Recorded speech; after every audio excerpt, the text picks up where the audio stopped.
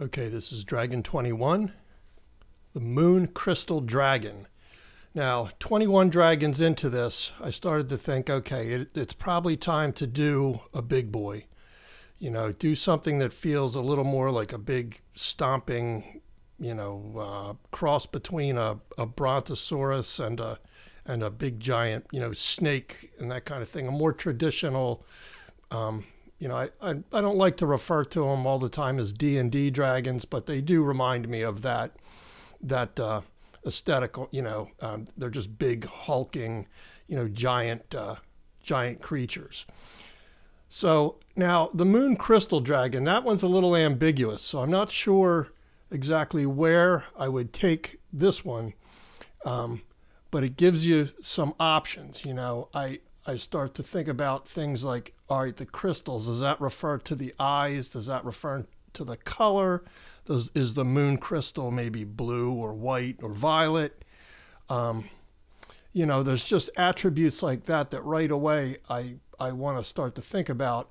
If I were to color this guy, where would I embellish those kind of things? The other thing is maybe he's just nocturnal.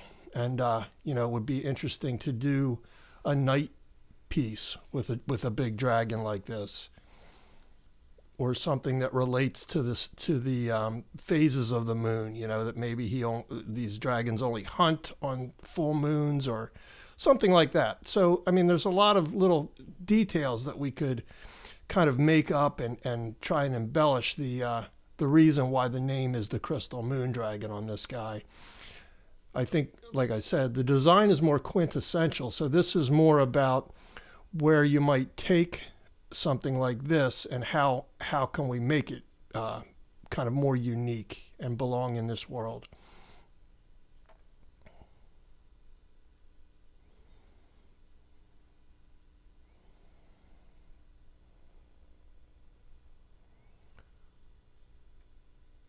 Most of the anatomy on the big dragons for me, they're a combination of some of my favorite dinosaurs. Like a big kind of brontosaurus type body, but the body's a little more muscular than that. It starts to take on some of the attributes of almost human anatomy, in that there's a big shoulder muscle and a bicep, an elbow, fairly defined. But the back legs, they're more based on something like a T-Rex that wasn't necessarily thought of as a four-legged animal. So, that's interesting. It's still an interesting mix how we come up with these dragons. There's just so many options for the way they can be drawn.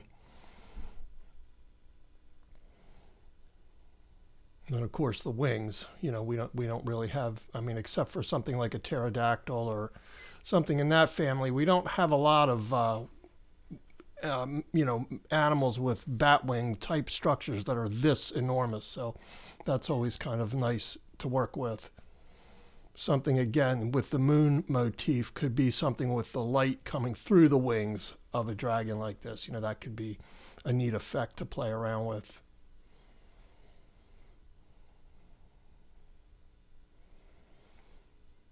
I tend to think of the ears on the dragons too, kind of like snake ears. And this goes for almost any way I draw the head, but they're like these little holes right behind the eyes. You can see I indicated one there, but that don't really have the cup that like humans have. The little sound cup to draw the sound in. But it's something I always seem to incorporate into them.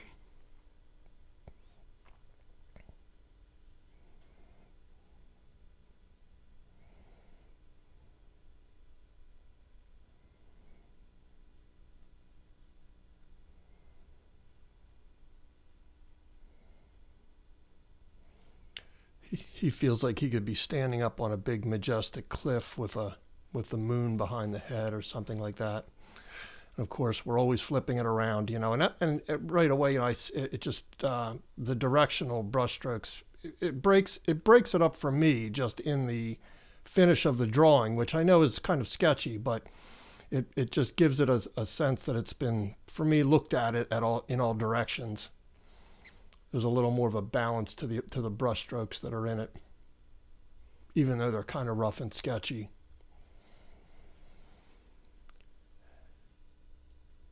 And so there we go. Dragon 21, the Moon Crystal Dragon.